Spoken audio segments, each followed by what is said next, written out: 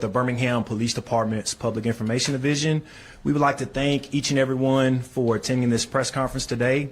From the city of Birmingham, you have our Honorable Mayor, Randall Woodfin, and our Police Chief, Chief Scott Thurman. We're going to bring Chief Thurman up, and he will introduce our other speakers today. Thank you.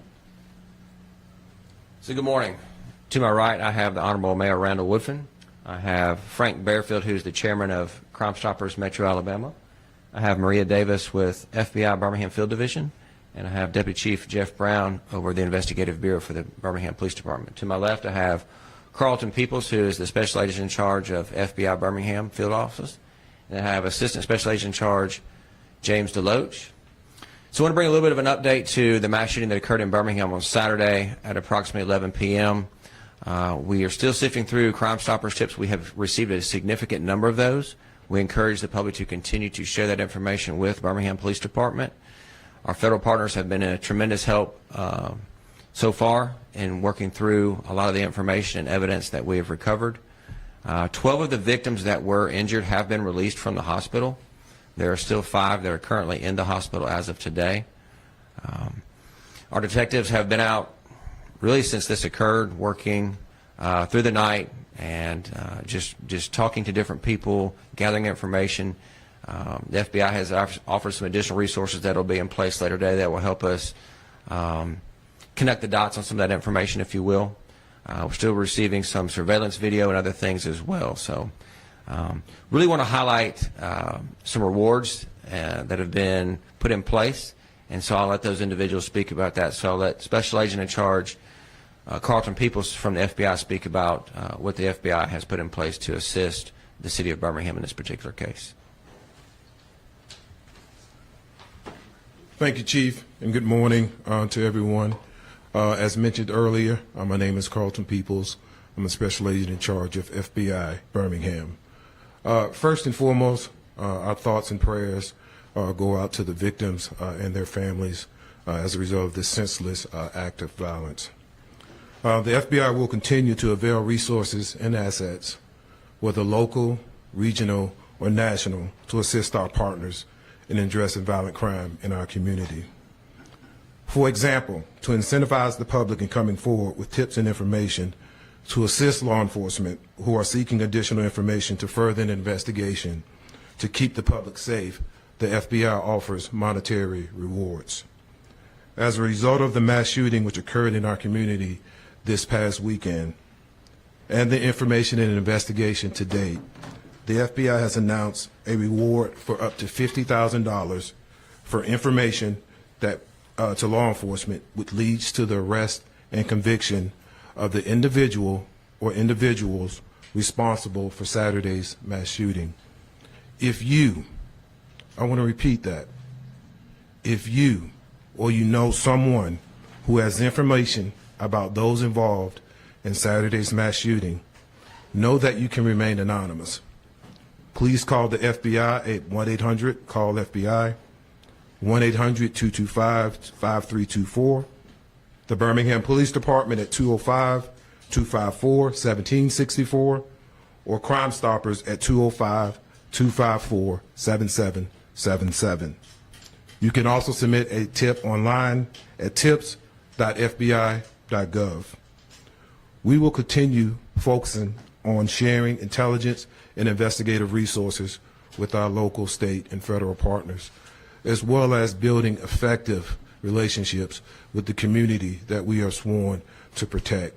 And the purpose of that is to ensure that we root out the most violent and heinous individuals that seek to bring violence to our communities and neighborhoods. Thank you.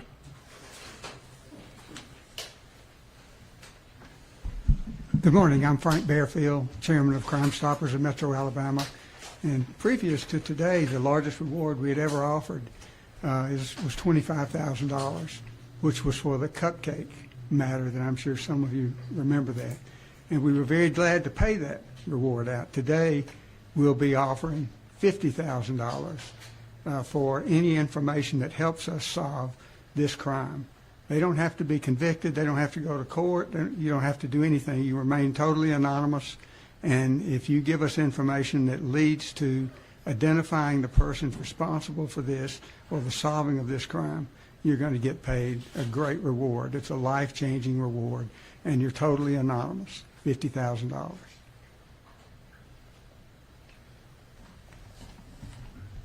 I want to thank you all for being here with us all this morning. A couple things I want to do. One, I want to start with a thank you. It is a thank you to what this continued effort of partnership. One, to the FBI for not just leaning in with the investigation, but sharing with and presenting to our community additional resources in the form of an actual award up to $50,000 that will lead to an arrest and conviction from the FBI. If you were listening to Frank, I also want to thank Crime Stoppers as well. Theirs has a twist. It is to provide simple information that could lead to an arrest, as well as you can remain anonymous. I want to stress that. You can remain anonymous. It is critically important that as a community we come together in this moment. I'm reminded that standing in this room I've presented before in front of many of you all, and there was an outpouring. There was not only a collective holding our breath, but I remember community action with the kidnapping of Cupcake McKinney. This requires one of those same type of moments when you have 22 citizens, 22 residents, 22 community members who have been shot in our community, where 4 unfortunately have lost their lives. We, the community, have to step up. That whole village approach that we saw, the unfortunate results, but we saw in real time. We saw the PSAs from the media. We saw community members coming forward, not only with information, but wanting to put on their own cape. This requires one of those moments. Because as a community, we cannot give safe harbor or shelter to people who want to just simply kill people. We can't give them cover. They should not feel safe in our community. They should not feel safe anywhere. And so you've heard it here from 2 of our partners. You can receive up to $100,000 if you have credible information that leads to, one, an arrest, and the other, an actual conviction. It's your time to step up, and we need you. There are a couple other things I want to state. As Chief has mentioned, several of our victims have been discharged. As I mentioned yesterday, this type of incident, this mass shooting, has a heavy toll on community as a whole, but nothing more harmful too than the emotional and physical pain of these actual victims. And so I've had a chance to speak to several of them, including some of their parents. One of our victims was simply in line with his friends, celebrating his birthday. It was September 18th. His mom mentioned to me that they usually go out of town for his birthday, but he decided to celebrate his birthday here. Talked to another victim and her mother. And the mother was as emotional as her daughter as she should be. But a simple request of the emotional toll this has had on her daughter's life, and if there are any available resources for counseling. I want you all to imagine the other 20 victims, where 4 of them, their families have to pick up the pieces because I or their family can't talk to them. And the other victims as well, who are some still in the hospital and some who have been discharged. If there ever was a time for us to come together as a community, this is the moment. But I want to make myself very clear on what the priority is.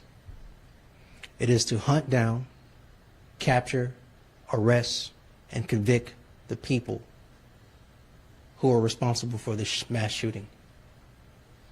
You see, it's easy to see people in a line who most likely are unarmed, because to enter a club, you can't have a weapon on you. And so on one hand, as heinous as this was, it was also one of the most cowardly things we've also seen. They're cowards. And I think we're at a point where we can take people who don't care about lives, have a reckless disregard for lives, and also adding that they're cowards to do this in the way they did, off the streets. And so everyone who wants to play detective on social media, everyone in the streets that's pointing the finger at the police and everyone else, this is your time to step up. And there's an ample award for you doing your part as a community member. Again, a huge thank you to UAB Hospital, St. Vincent Hospital, Brookwood Hospital, and Princeton Hospital, who, as I've stated, and it's worth repeating, do what they do best, which is saving lives. The pain and hurt that existed at some of these waiting rooms, where hundreds of scores of people, family members, waiting in the emergency room lobby area, not knowing which hospital their child was in, wondering the results of their child. None of us should have to live with that. But we can make them whole. Sheriff, come on up, sir. Literally in the middle of this, come on up. Everyone, I'm referring to Sheriff Petway, again, another partner, and us helping us address and fight this issue. Other partners that are not present that include our DA, Danny Carr. I want to thank the men and the women you see standing here, and I want to thank all the community members. But I'm looking directly at you as well, media. With the information you've heard today, up to $100,000 in a reward for credible information, please overshare, over-communicate that as a PSA and get this information out. I remember what you did for Cupcake McKinney, and we need that same type of energy from you for these 22 victims. With that, Chief, we'll open it up for questions. We kindly ask that before you ask your question, just wait to be acknowledged. We're going to make sure everyone has a voice. Yes, ma'am. Chief, at this point, do you know the identities of the suspects or the persons of interest, or are you still working to figure that out? Still working to figure that out at this point in time. Carol? Ms. Carroll. You mentioned yesterday that this was a possible, that the target was intended and that you were working to identify a motive. Have you identified a motive yet? And I know that 2 of the victims have been implicated in previous murders, 1 acquitted, 1 dismissed. Do you believe those previous homicides have any bearing on what happened Saturday night? It could, and there's several multiple motives for the one individual that we believe is targeted. But there again, as you mentioned, you got several others who there'd be motivation from others to target them as well because of their criminal pasts. So that's just something we're working through. Was there any small precinct previously in the 5 Points South area? And if so, is that something that will be coming back to the area when it comes to crime? Years ago, there was a substation, but there again, you have to man the substation. So I have found that a lot of times the substations are ineffective because you just have an officer sitting in there. We need our officers out engaging our community members. And so that's where we feel, and that's what the public wants. The public wants to see our officers, wants to see them out engaging them, doing patrols, not sitting in a building somewhere because they're really not effective. That's more of a behind-the-scenes type thing. Yes, sir. Do you know if this is related to any gang activity? We don't know that. That's one of the things we're working through, just looking at it. I mean, it's something we're looking at, but I can't give you an answer right now. John? Officer Fitzgerald, you mentioned this weekend this being an issue of culture, not criminality. Could you expound on that? And if it is an issue of culture, how do you change that and how long does that take?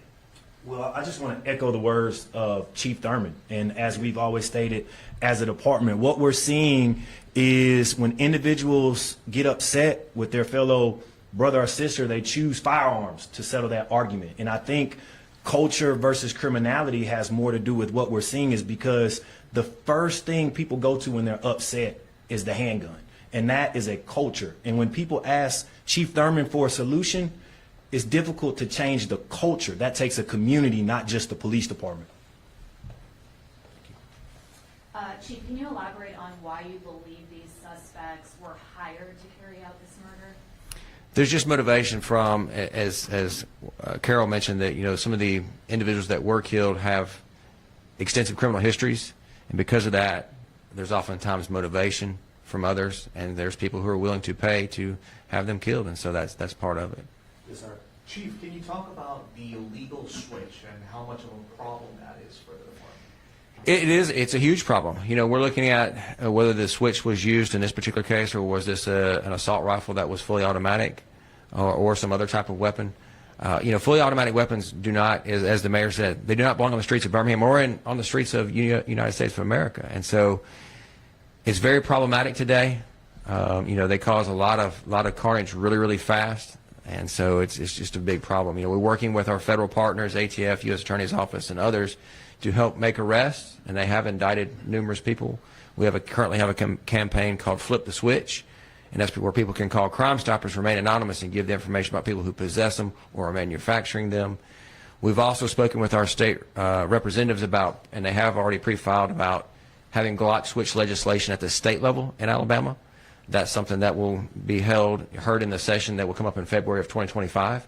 So we're working towards doing more with that, but law enforcement has to have those tools in place. And what is your, Go ahead. and what is your message to the suspects that are still out there? We're going to hunt you down and we're going to arrest you, 100%. Scott? Chief, last night there was a homicide in South Eastlake community. There's also 2 other people shot. We were told last night that there possibly could be a connection between the mass shooting and that homicide. Do you have any update for us on that front? So at this point in time, we don't have any information to suggest that it's connected. There were some other factors there in that particular case that we're looking to, but at this point in time, as directly related or retaliation for the mass shooting, no. Tristan? Have you been able to interview all the victims? I know you said 5 are still in the hospital. Has that been something you've been able to talk to these individuals? Well, some of them, because of the condition they're in, they're not able to be interviewed. So that's part of the hard thing that we're trying to work through right now. Jimmy? I know you said some of these victims had criminal past. Did all 4 dead victims have a criminal past or criminal history? No, I don't think all 4 did, no. Ms. Amy? Has your investigation determined which of the 4 victims was the intended target? I'm not going to release that information at this time. Yes, sir. Chief, some citizens are afraid of retaliation. So what is your message to those citizens due to Facebook posts saying that certain members of the community will retaliate because of mass shooting? Here's the kind of unfortunate side of it. There were some individuals that we kind of talked about a few minutes ago that had criminal past. If you're not in that criminal game or in that criminal circle, you probably don't have anything to worry about. Just quite, there were some innocent victims we know that were injured at the mass shooting, but the crux of the people who were targeted had criminal histories, and unfortunately, being in that lifestyle, that culture and things, unfortunately, ended in their demise. Do you think there was 1 targeted victim or 2 targeted victims? That's something we're working through to determine right now. Question, does anyone have any questions for our partners who've offered $50,000 in reward money? Yes, sir, Tristan. And just direct your question to either Special Agent in Charge Carlton Peoples or Chairman Frank Bearfield. Chairman Bearfield, we spoke a little bit, and the mayor said there's been several people that have come forward with tips. Could you highlight any more detail about what y'all heard, or perhaps even the number, just to showcase how much of a community buy-in there's been on trying to solve this investigation? Ever since yesterday, there's been a tremendous number of tips, in excess of 50. And we expect more to be coming in. That 50 number is something that I got a few hours ago, so I'm sure there are quite a few more since then. And we're just trying to determine the ones that bear fruit. Special Agent Peoples, the FBI, as we talked about earlier, stepped up big time with the cupcake case, and that seemed to work. What does the FBI look at when it offers a substantial reward like this? I think there's a number of factors that we look at, but right now it's about the impact and the effect that it's having on our communities for everyday citizens. And so we wanted to make sure that we partner in a way that shows that we are serious about our commitment to the city of Birmingham, our local and state and federal partners, and the communities that we're sworn to protect, and this is a way to do that. But it also is just another way. We are involved in our task force, violent crime and gang task force with Birmingham and the local and state and federal partners as well. So this is just another avenue of impact, ensuring that we're all in with our partners. Scott, and then last questions. Chief Thurman, last night in 5 Points South, there was a significant police presence. Is there any plans to have police presence there moving forward, and some of the other nightlife entertainment districts like Lakeview or any other areas where we're going to see large crowds gathering on sidewalks in front of bars, restaurants, things like that? No more than normal. We did have some significant increase in police throughout the summer. That worked pretty well. We've transitioned to some other ways to address that at this point in time. And so no increased. I mean, our officers are always out in those areas anyways because there's an influx of people going to the bars, the restaurants, the entertainment areas. So no more than normal. Okay. we're seeing similarities in incidences where people are driving up, shooting into idle places. Are we investigating this as maybe possibly one entity, gang-related? Is that something we're looking at? There's just multiple factors or multiple motives, if you will, and we just have to work through those and determine which is most supported by facts and most viable. And so we just have to work through it. It just takes time. When we're, you know what, yeah, I mean, we're not that far in this investigation. It just takes time to work through this. Even with all hands on deck from all of our partners, it just takes time to go through when you have something of this magnitude to get through everything. Last question, Ms. Amy. Do you believe the suspects are still in the area, and what assurances can you give to the public that it's safe to go out to these areas at night? Well, they're not. Here's the thing. These weren't just people riding around just targeting random people. So there's not people riding around the city of Birmingham just shooting people just to be shooting people. That's not occurring. These were people who were targeted because of some of their involvement in the things they are involved in, the things they do day to day. That's why they were targeted. And that's the bottom line. But just some clarification on that, I'm sorry, just to be clear, there were 21 people who were shot. So not all 21 people are believed to be linked to the one person that was. That is correct. There's collateral damage here. There is collateral damage. Yes, 100%. Thank you, everyone.